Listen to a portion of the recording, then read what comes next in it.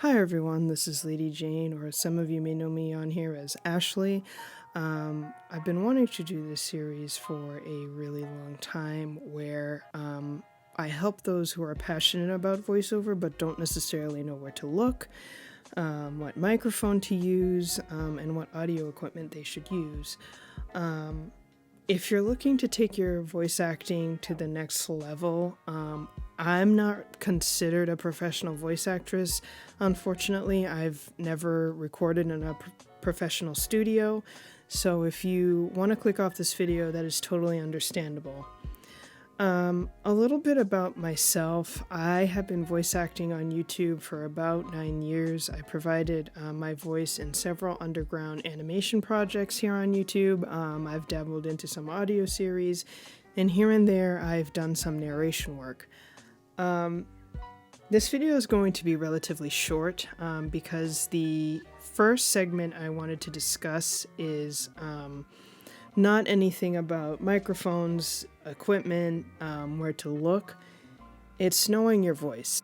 This is something that is very important because it'll matter in the long run in your voiceover career. What do I mean by knowing your voice? So for me, I have a lower female pitched voice, which means I tend to look at characters that I can audition for that are young adult females between the ages of 25 and 29, depending on their personality, a middle-aged woman, an elderly woman. I can provide a voice for a little boy character, and I can do a teenage boy character. That's rad, dude. Voices that I can't reach or perform very well are characters that have a high-pitched voice and sound like this. As you could tell by that recording, it sounded very forced and unnatural, and the inflection in my voice, tone-wise, kept going in and out, which is not good for whatever project you're auditioning for, because your voice has to say consistent, authentic, and natural.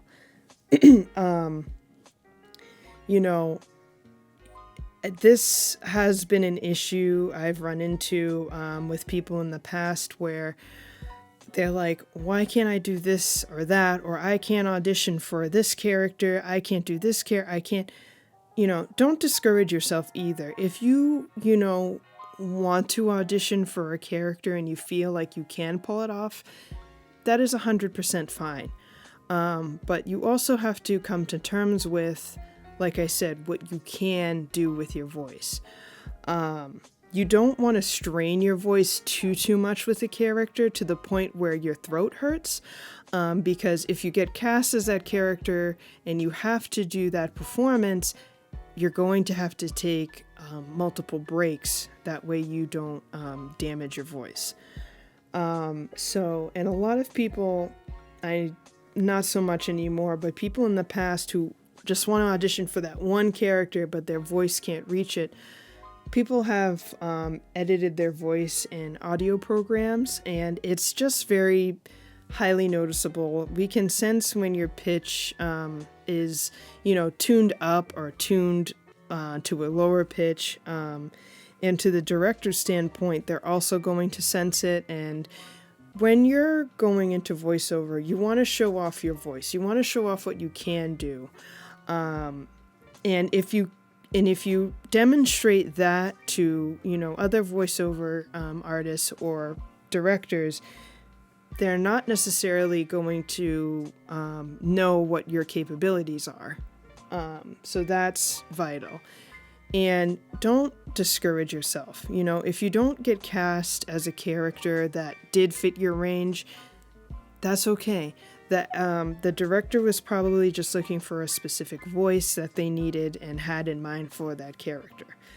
So don't ever discourage yourself if you don't get cast as a character, or don't, think my voice isn't unique enough. Every voice is unique. You just have to figure out what you can do with it. So that's all I had. Like I said, this video is very short. I hope that was helpful in some way. If you have any questions or have any ideas for the next segment for one of these videos, please leave a comment below, and I will certainly try to fit it in somehow. And during these times, stay healthy, stay happy, and stay creative. Have a good evening, everyone.